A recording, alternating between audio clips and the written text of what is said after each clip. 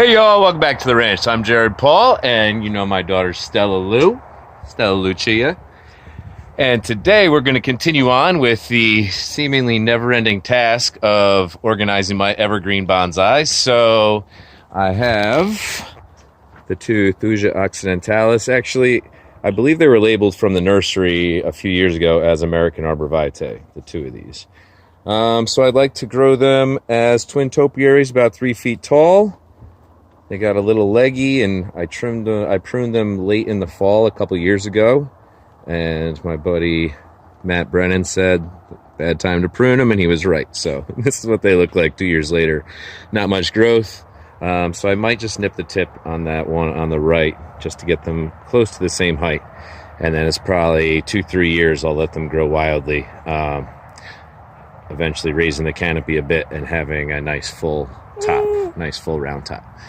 So yeah, and then the main event, we're going to do just that on the pine forest. So we could see the blue spruce that are popping up front. We'll raise the canopies to mimic a Connecticut forest, growing very tightly together. And then we will shape the Thuja occidentalis as bushes in the back of the planting.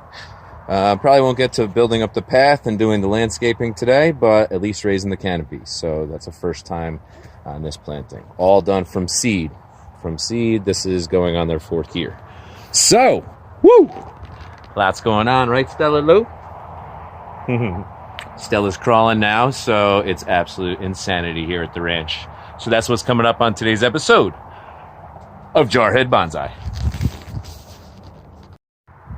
All right. So, yeah, looks like healthy growth coming back down here. I think they were just equal parts pot bound and pruned at a poor time 2 years earlier, so it really weakened them.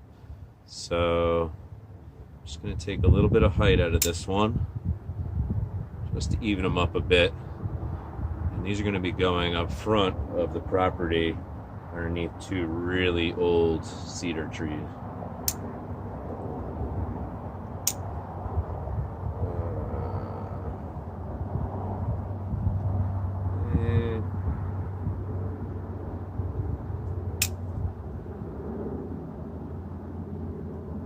Yeah, okay. I'm okay with that. Alright, we're going to take it down to there. Cool. And that'll work.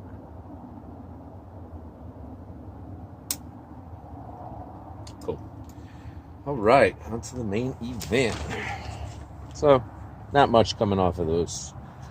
Hopefully, they will grow in nicely, and for now, they'll just be a little bit of ornamental at the front of the property under 2 huge trees that'll attract all the attention. All right, here we go. So, give it a little spin. Got 1, 2, 3 blue spruce that got really shaded out. So they're growing very slowly, which is fine. I've mentioned from seed, and then around back, tightly grown American Arborvitae or Thuja occidentalis. So this was actually, I grew these all next to each other in a seed tray, and then I slid that seed tray without separating them at all right into this, surrounded them with some soil, and I've let them grow ever since. So they've probably been in here this is going on their 3rd year in here.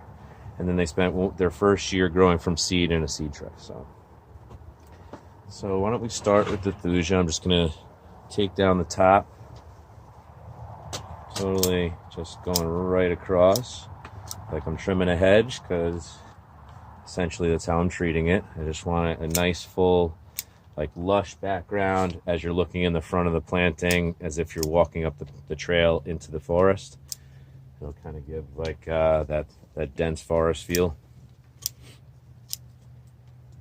As I'm looking down, I'm going to try not to scalp them, but bring them back to right around the edge of the pot as far as how much they creep out.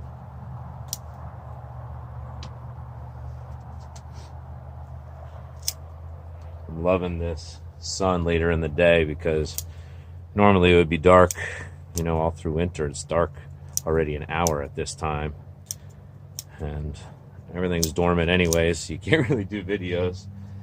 So there's just always that sense of I could or should be doing something, but you don't want to force it, you know? It's like, hey, today I'm pruning another jade, you know? Because that's really the only thing you can do in the winter, prune up your succulents and such. I know y'all know what I'm talking about. If you have a similar climate to me, we are dying for spring here, trying to creep into it, but we have another cold snap coming this Sunday through Thursday. It's dropping down into the 20s Fahrenheit, so I'm going to not use the space heater in my plant room and bring everything, including my cold hardy trees that spent the winter outside, just in there, and it will stay around 40 at night. So that shouldn't be too warm for any of them, but I just feel like now that we've had warmer weather, and I've messed with some of them as far as their roots go and things like that, I don't want them to get shocked again with a week of cold and just leave them out here. Might as well bring them in, no harm in doing that. Now I'm not going to let them get up to 60, just, you know, at night that room can really drop down unless I put the space heater in, which I typically do through the winter.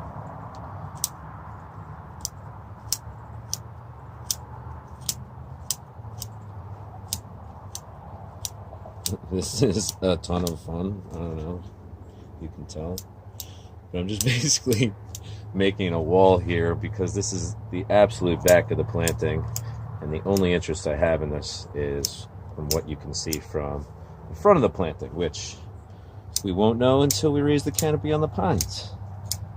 I don't really think I'm going to mess with the blue spruce. Yeah, that's good for those. I don't think.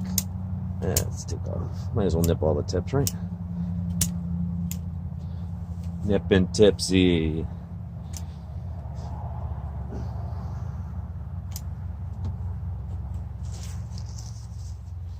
Okay. Wow, we've got some really short trees. Let me see what the view is here. Okay, we've got some really short pines in there. They've probably just been completely shaded out, even though they're a few years old now. Some of them are nice and tall. These are all Connecticut red pines. All right, I need a seat because I turned 40 this year and my back is hating me. All right, let's rock. That was, I gotta say, I have been dying to mess with this little forest here for years, it seems, and that was cool. So the spruce, they're cool. You can't really even see the back one here because of this one, but let's clean up these pines here. So I want to take out pretty much everything but the apex. I want these tall and skinny. So that's what I'm going to do to every tree. I'm going to take off their branches, which it's complete opposite to what I would normally want with my pine trees specifically. You know, if you grow them from seed, you're waiting till that third year, that third grow season to really start to get branching. So the fact that I'm taking all the branching out of these is kind of funny to me. Just going to nip them all off. Yeah, so I'll show you a couple and then I'll just do them off camera and come back to you. So I can't really fit a lot. So see, this one's coming up, boom, boom, boom. So I'm just going down, and anywhere I see branching coming in, this is a tiny one, just gonna nip that off. And I'm going to go around all of the pine trees and get that done, and then we'll see what it looks like. All right, so let's take a look at it. I think it came out pretty good for the first little cleanup job. So yeah, definitely adding a path and some texture to the landscape will be cool. Looks like we got some moss that formed up here, so I might play off of that and have that kind of go around the pines. I don't know, we'll see. But you see I raised the canopy. Around back, you have the thuja acting like a hedge, you know, kind of like a bushy hedge. Anyways, I think that the more that these develop, they'll get some nice character and color to the trunks, and then it'll be more defined probably to about here, and then you will see that along the back. And these three right here kind of on top of each other right now, but I'm going to just let them be bushy and full and see where it takes them. I'll probably have them somewhere between the bush height and the pine height ultimately, and then you know, keep them like a traditional blue spruce would be. So that's going to do it for today's episode of Jarhead Bonsai. Going to get a pot this weekend for this juniper, and we are going to do that. And then I need to repot the Pinus aristata. Maybe prune this bad boy too. Plenty to do. So anyways, I'm Jared Paul. From my family to yours, cheers.